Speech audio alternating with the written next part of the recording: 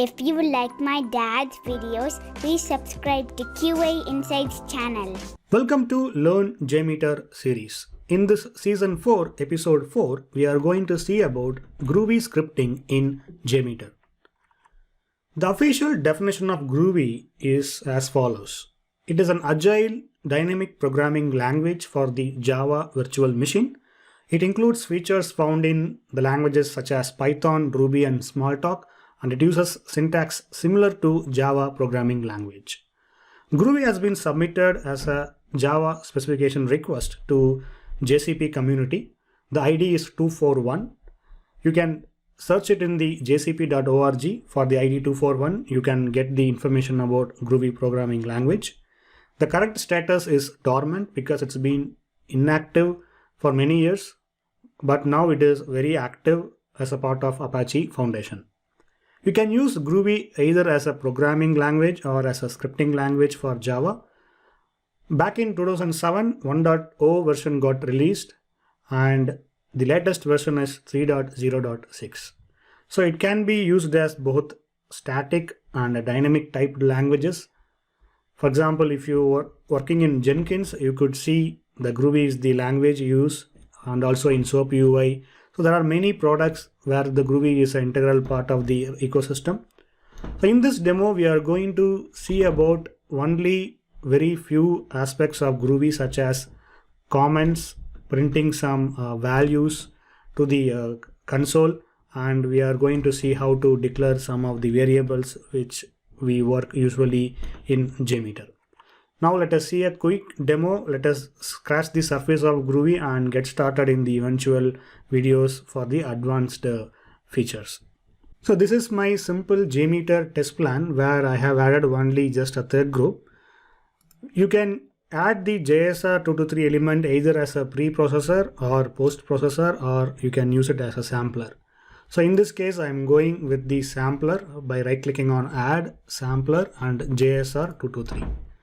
So here, by default, JMeter selects the Groovy scripting engine.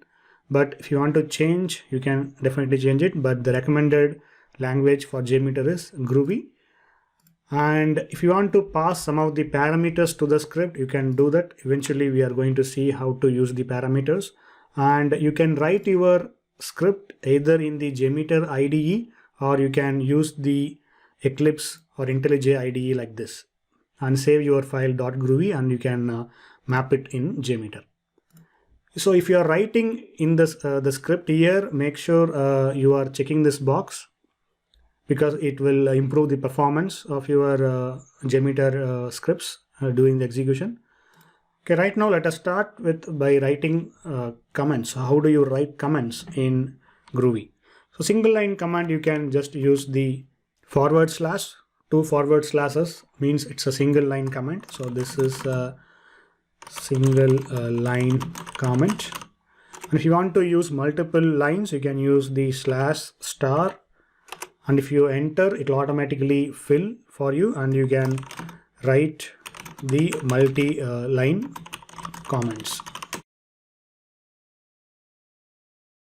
Okay, now let us start printing some of the string to the either in the JMeter console or the command prompt. So first let us use the JMeter log viewer. So just you have to click on this exclamatory icon at the top right, which will bring up the log viewer here. Let us clear this already filled logs by clicking on this clear all icon. Now let us start writing some of the very simple hello world. So you can use log.info. So this one, just print the string whatever you have enclosed in the brackets, and if you run it, you can see the output, the line number 11, info sampler hello world. So here you can use the single quote or double quote or triple quote for a multiple multi-lines string. Either one it will work. But if you are using a single quote, if you are beginning with the single quote, make sure you are ending with single quote. So make sure you follow the consistency. And the parenthesis, so this will be omitted by default. So And also the semicolon also it's optional, and parenthesis also optional, but you can use just if you want to look good and if you want to follow some practices, you can use the parenthesis. So in this case you can use the parenthesis without semicolon. So semicolon also it is not mandatory at the end of each line. So that is one of the difference between the Java and Groovy here. You can also print the log information using the log.warning. So this will tag the text as a warning. So this is my warning. So if you run this, you can see the log viewer, it will tag your statement as warn. Similarly, you can use log.error. So this will tag your statement as error. So this will be very helpful if you want to parse your log statements using some tools. You can make use of this tagging the log information. So now you can see log.info, log.warn, log.error.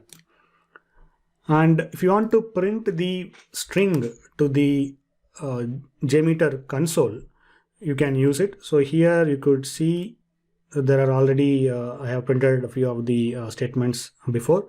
So now if you want to print, you can use println, and you can this will print in the console, and if you run it, you can see it in the command line prompt.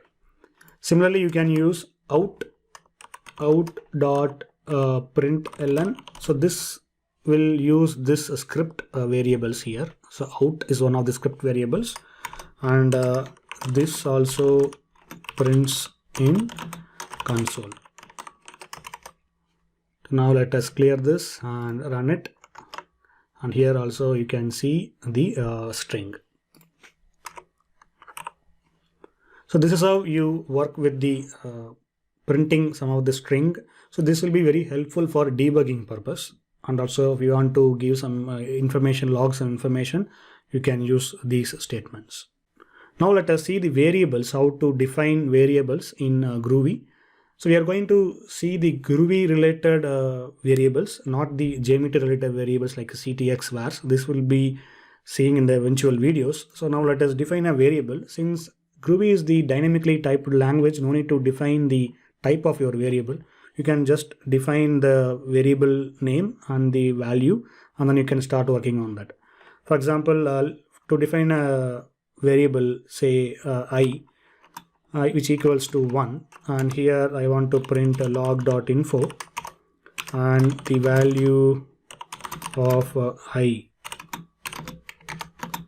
and just type I here and clear this screen and click on this run. Here you can see the value of I 1. So similarly, you can define say string str is equal to hello, and log.info, the value of str is, clear this and click on run. You can see the value of str is hello. If you are unsure about the type of variable or field, you can leverage a def keyword to declare the variables.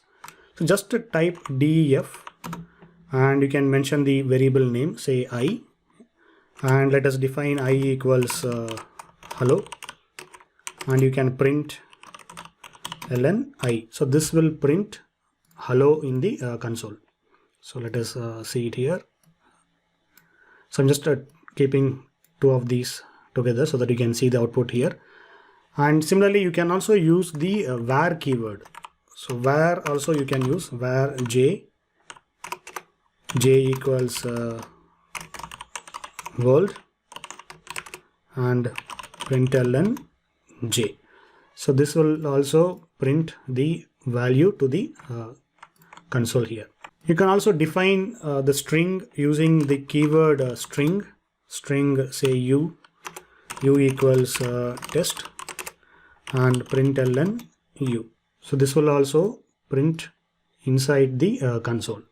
So there are three ways. One is using def, and you can use a string, or you can use var, and other values, other types such as int. You can use float.